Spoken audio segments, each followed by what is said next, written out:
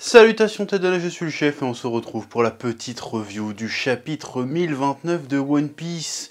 Et encore une fois, ce chapitre était un plaisir. Bon, un chapitre un peu moins intense que les trois précédents. On va pas se mentir, parce que sans doute... Alors, chapitre très intéressant, mais c'est juste que les personnages, personnellement...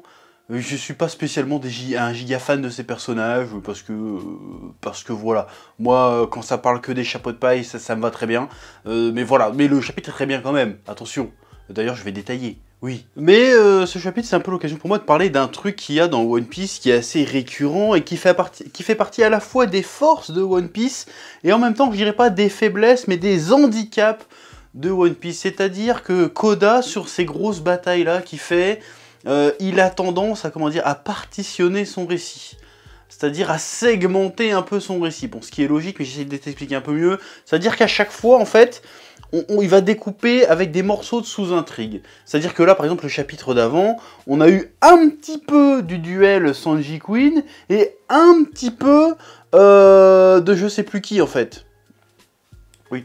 Et un petit peu de CP0 qui va s'occuper de Robin, tu vois ce que je veux dire? Et là, pour le coup, on va voir un petit morceau de Queen Sanji, pour avoir après derrière un autre gros morceau, parce que c'est le dernier morceau finalement, du duel Hawkins-Killer. Tu vois ce que je veux dire ou pas?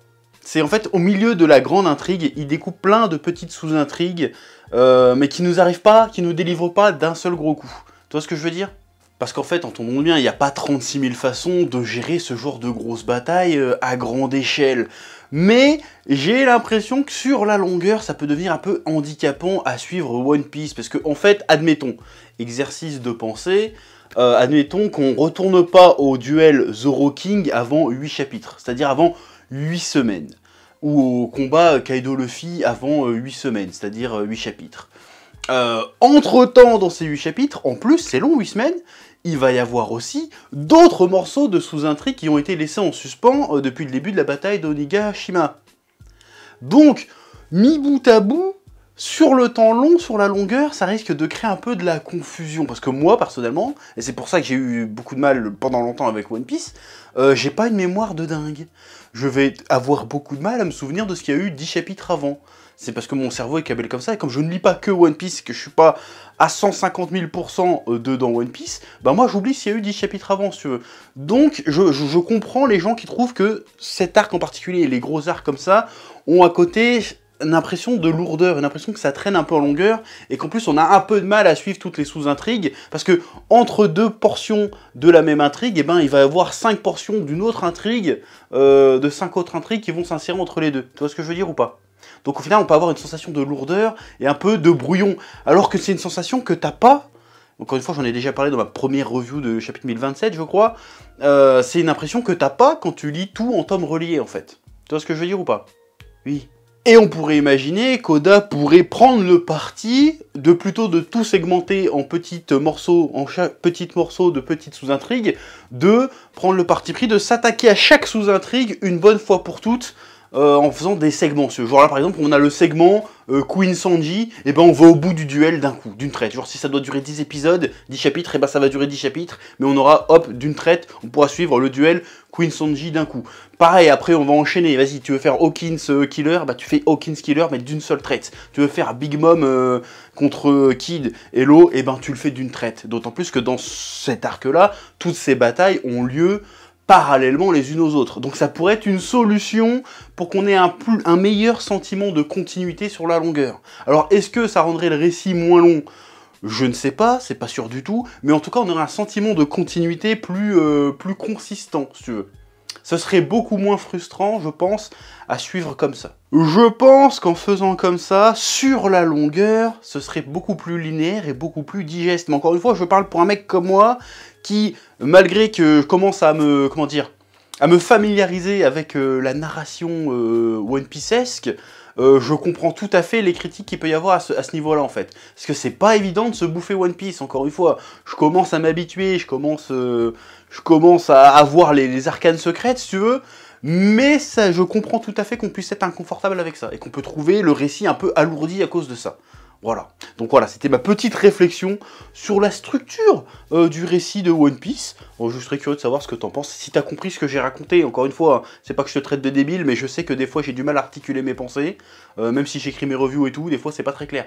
Donc si t'as compris ce que j'ai dit, je serais curieux de savoir ce que t'en penses en commentaire. Voilà, oui. Et maintenant, attaquons-nous au chapitre du jour. Oui, chapitre qui s'ouvre, comme je le disais à l'instant, sur le duel Queen-Sanji, qui nous montre, comme je le disais dans la review précédente, que Sanji est pris dans un dilemme identitaire, si j'ose dire.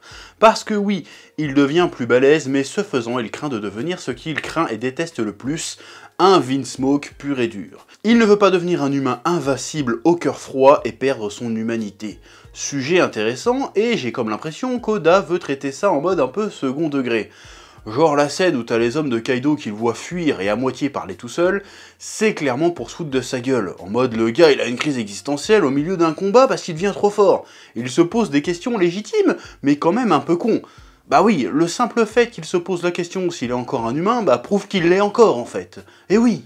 Ensuite, l'autre gros morceau du chapitre, c'est la fin, le dénouement du duel Hawkins contre Killer. Encore une fois, un duel plein de sens. On va décrypter tout ça. Oui. Parce qu'on oppose le gars qui s'est soumis par loyauté contre le gars qui s'est soumis par intérêt. Autrement dit, par lâcheté.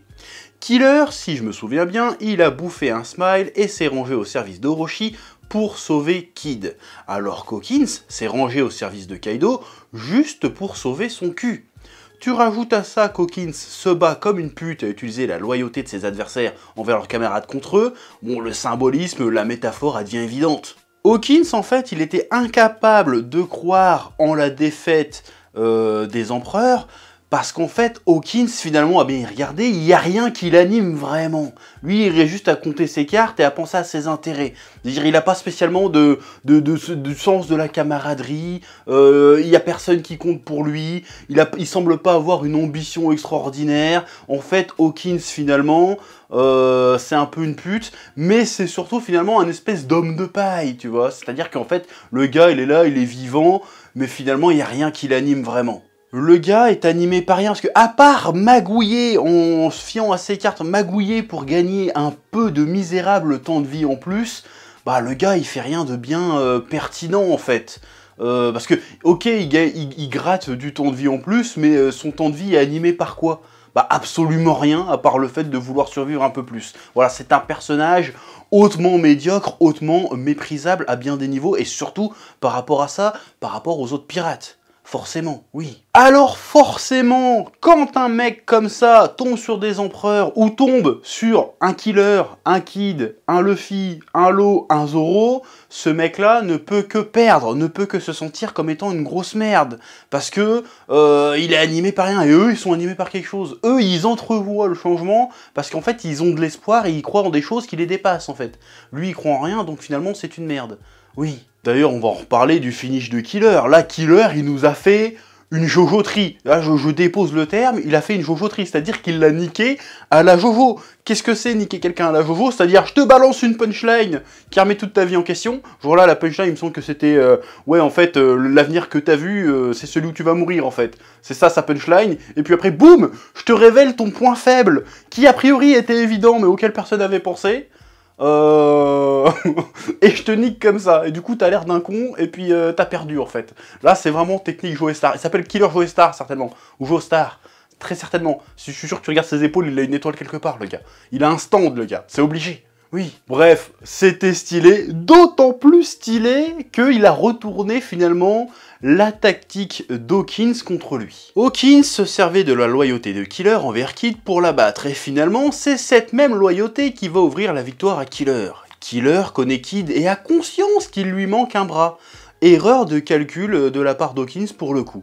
Hawkins, trop centré sur lui-même, animé par aucune conviction, par rien qui ne le dépasse, n'a pas vu sa défaite, ni le changement à venir, alors que Killer, qui malgré les épreuves n'a jamais désespéré, parce que porté par des convictions plus grandes que lui, a pu non seulement voir ce changement arriver, mais en être l'instrument. Et du coup, ça signifie que dans les prochains chapitres, on va avoir du Eustace Kid à 100%, qui fait équipe avec Law à 100%, contre une Big Mom à 100%.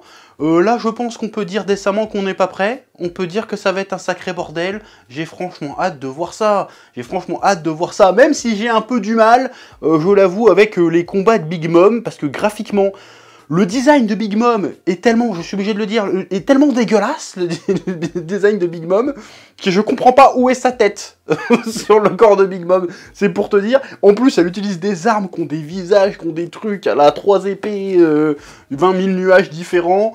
Je comprends rien au perso de Big Mom visuellement, je comprends pas ce qui se passe.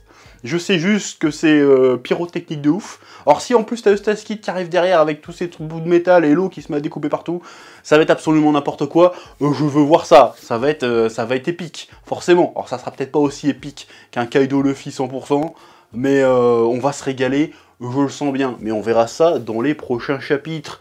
C'est ici que se termine ma petite review. Comme d'habitude, je te laisse soin de mettre un commentaire, un pouce bleu, de dire ce que tu as pensé de cette review et de ce chapitre. Je rappelle que c'est disponible gratuitement et légalement en français sur le site Glenamax et aussi sur l'application Manga Plus de Shueisha. Quant à moi, je te dis à la semaine prochaine, si tout va bien, pour une nouvelle review One Piece. Et que la passion te guide. Oui. Eh oh, tu vas pas te barrer comme ça, hein? Tu vas laisser un pouce bleu? Un petit pouce bleu, hein? Puis tu regardes aussi les autres vidéos? Parce que voilà, tu t'abonnes? Ouais?